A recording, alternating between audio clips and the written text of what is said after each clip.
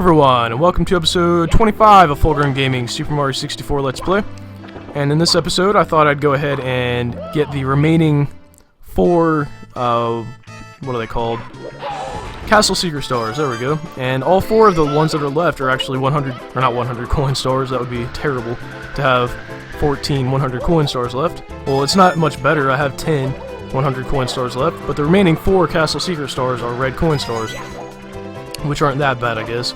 But this level, last time it kicked my butt. I don't know if you guys remember that. It was at the end of one of the episodes. Not that long ago. I'd say maybe episode 21, 21, something like that. But I think it's finally time for me to beat it. Oh, don't do that. And I don't know. It's just going to be one of those hard ones, I guess. It's probably going to take me a couple minutes to get this, because it's been a while. But in this episode, I wanted to go ahead and talk about some... some topics I haven't talked about in a while, like what games I'm playing currently. And I know Joe does this on his Let's Play, Conquer. I suggest you go check that out if you haven't, because I've noticed the Mario episodes get a lot more views than the Conquer episodes. I'm not sure why exactly, maybe people just like Mario better, but I don't know. I recommend you check out Conquer. But, oh, how did I miss that coin? Come on. Let's see if I can make it back to this cannon before my hat runs out. There we go. Oh, that wasn't a good idea. Oh well, hopefully I hit these poles over here to save my life. But the games I've been playing recently. Lately, I've been playing BioShock 2. And for anyone that's played BioShock 1, BioShock 2 is not much different. It's full of, well, I wouldn't say, it's not really scary. It's not even meant to be scary, but I don't know why even that popped in my head. But anyway, it's a fun game, I recommend it. The single player is really fun, except it's a little short, which BioShock 1 wasn't that long either, but this game just, it went a little ridiculous on the length. I beat, well, the first time I went through the game, I went through the story on easy, just to have some fun, you know, just to get through the main plot and generally get myself comfortable with the controls. Well, not that I really need to get comfortable with controls, I've been playing video games forever. But you know what I mean, just to have fun. Second run through, I went for achievements, like the fetch quests, you know, like collect all the audio logs and all that. And the third run through, I went for the hard difficulty achievement. I went through the game on hard, obviously. Awesome, man, I didn't think I was going to hit that either. Just kind of dived right into it. Anyway, even on hard difficulty, I'd say it probably took me conservatively 6 or 7 hours, and for a game on the hardest difficulty, if I can beat the game in 6 or 7 hours, I was expecting a lot more than that. But even on easy, I'd say it took me 4 hours, and I did not fly through the game, like, intentionally. I went in pretty much every room. I looked at all the writing on the walls. You know how sometimes some of the rooms have those, like follow lamb or whatever. For those that have played the game, you'll know what I'm talking about. But, I mean, I didn't try to beat the game as fast as possible, but I ended up beating it in a really short amount of time. And I was kind of disappointed in that, but otherwise, the plots were really good, even though I also like Dead Space. BioShock 1's plot better, but overall, good game. Now, the last achievement I need to get is an achievement online, which I don't know if I've ever had an online achievement rant, but I think if I haven't, now is the time to do it. I really do not like online achievements. Well, that was a fail right there. At least I didn't die. But online achievements I really despise. I don't like... Well, it depends, actually. The type of online achievement it is. If it's a pretty straightforward online achievement, I'm fine.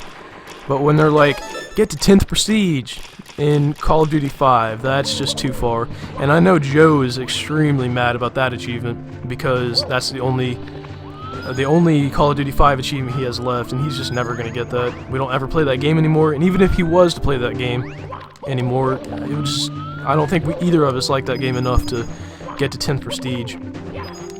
But games like Halo 3 had luck-based achievements that took me forever to get, and they took me so long. I had all but one achievement, and the last achievement I needed was an overkill in a free-for-all. Now, I got plenty of overkills in every other playlist in the game, but just because it wasn't in a free-for-all, which there's only 6 people in a free-for-all anyway, so you have to kill all but one person, all but, you know, You have to kill 4 people within 4 seconds of each other, and that's really hard in a free-for-all. So I boosted that one. I'm not proud, but I wanted just to complete the game. Let's see. But there's also achievements like the 2-for-1. That's... why they put that achievement in the game, I just can't imagine. It's just not... it doesn't display skill or anything. It just... I don't know. It really made me mad when I saw that achievement list for the first time. And I know I've had an achievement rant sort of before, but recently I've really got back into achievements and I really started going after them again. So why did I bring this up? Something about online achievements. Oh yeah. BioShock 2 has an online achievement where you have to get to the highest level, to the cap, as me and Joe would say. And the cap is level 40, which isn't too bad, but you have to play for around 20-25 hours to get there. And as much as I like the game, and the online is fun, I just really don't want to play the game for 25 hours. I'd say more like 20 hours, it's not going to take 25. And I've already played it for like 14, so I'm almost there. I'm level 35 right now. But that is probably the most desperate I've ever gone for an online achievement, is playing this game for 2 hours a day just to get, you know, to level 40. And, I don't know, I really... grinding for achievements is fun sometimes, but I don't like it when it's not fun, obviously. So that's my rant on that. And for some reason that reminded me of... what is it? And right now, by the way, I'm going downstairs to the Fire in the Lava Sea or something like that, to get that 8 red coin star. But for some reason that little rant on online achievements made me remember an even worse experience, which was with Team Fortress 2 on the Xbox 360, obviously. I know this game is incredibly fun on the PC. If you've never played it for the Xbox, I severely recommend you never try it, because it is not fun whatsoever. It's just, there's no aim assist, so if you're not exactly on the person, you're pretty much done. And I know some people are like, aim assist, you shouldn't need that anyway if you're good enough. Well, I don't know if you've ever played like a game with no aim assist. Like, just for, if you have Halo, try and assassinate a teammate with a BR or a DMR. You'll have a really hard time just because there's no aim assist, and you have to, you know, if you try, you'll see the difference. But that's pretty much how Team Fortress 2 is on the Xbox. You have to, it's just really hard. So the only achievement I had any problem with on that game was it was called Hardcore, and you had to get 1,000 kills online. And that doesn't sound hard, but when you really don't like the game, it's really a drag. And so, but I went for it because that was the last achievement out of 99 I needed, and I was not about to have 98 out of 99 achievements. So I got it after who knows how long of playing that game. It was hard. I used the soldier because he has a grenade launcher or a rocket launcher, whatever you want to call it. And I know that sounds cheap, but when you have to be so precise with your bullets, why even use a gun? I mean, I know that's the problem with Call of Duty these days, but it's just so much of a hassle to use a gun in that game, it's not even funny. So I used a rocket launcher, and I can't say I'm proud, but it made it a lot easier, even though it still took forever. So what's this? Star number coin 5. Hopefully I didn't forget one anywhere. I'm going through this pretty quick, actually. Hopefully this episode's only about 15 minutes long. I don't know if I said this already, but Joe's going to be coming over tomorrow. Is that a red coin right above him? Yes, it is. I was about to run right by it until I saw that shadow. I'm like, what's that? Speaking of shadows, I think Joe talked about... Oh, awesome! Did you see that? Joe's been talking about Alan Wake lately, and he's been playing that. He just got the DLC last night. I think the last DLC pack, so he's going for that complete. So that's just all the completes we're going for. If you have any, like, sometimes like when I do this Let's Play, I like forget the rules of English grammar and I just babble on and on. But if you've had any games where you've gone for the complete achievement-wise and you haven't had all that much fun, if you know what I mean, put it in the comments because I want to see what other games people have done besides us. I mean, actually, he's had fun playing Alan Wake. Don't get me wrong there.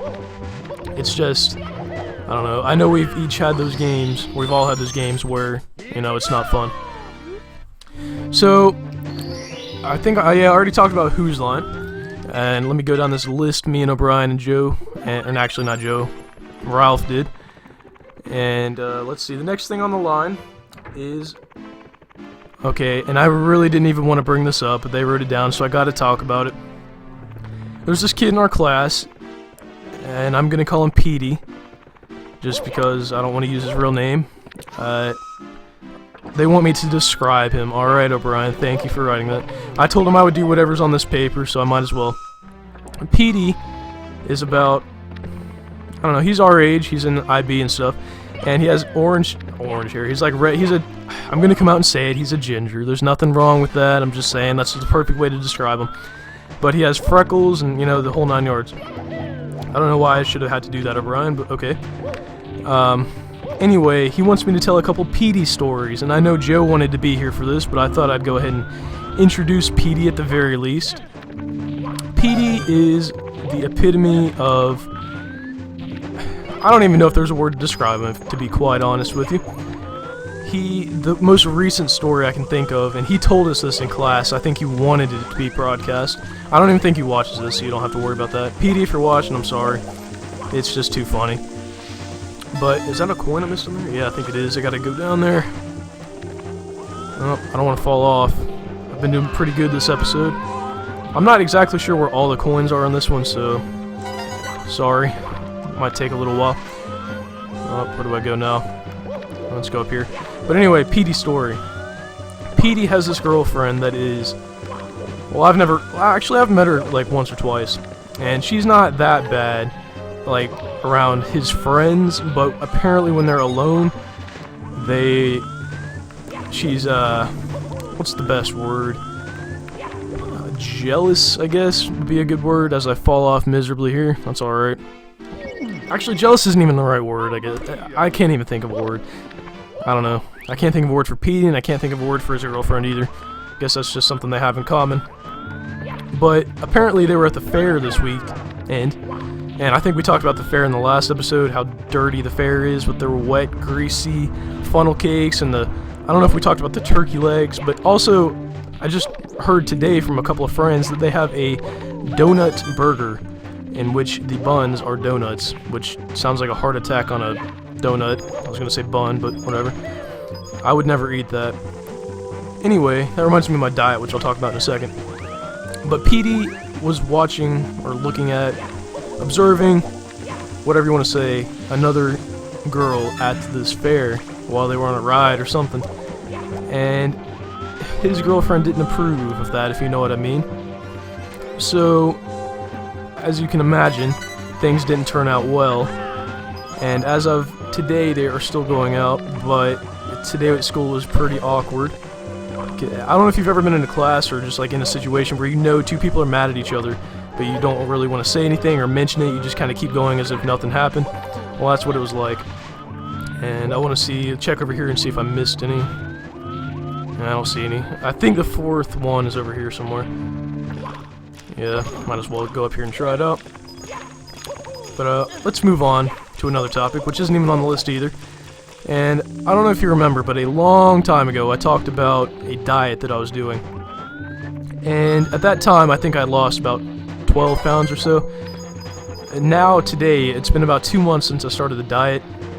I have lost around 28 pounds. And I'm really, really proud of that. If he had knocked me off, I really would have got mad. But he didn't, that's alright. This corner right here is going to be kind of hard, I can tell already. But, diet. 28 pounds. And I've been eating good, I've been eating well, but it's not like I've been eating a piece of lettuce and a pea for dinner. I mean, I've been eating substantially. I mean, pretty much what I do is I eat whatever I eat. Like, my standard lately is a bagel with cream cheese on it, fat-free cream cheese, might I add. And, I don't know, for breakfast. And for lunch, I usually eat, actually I do eat the same thing every day.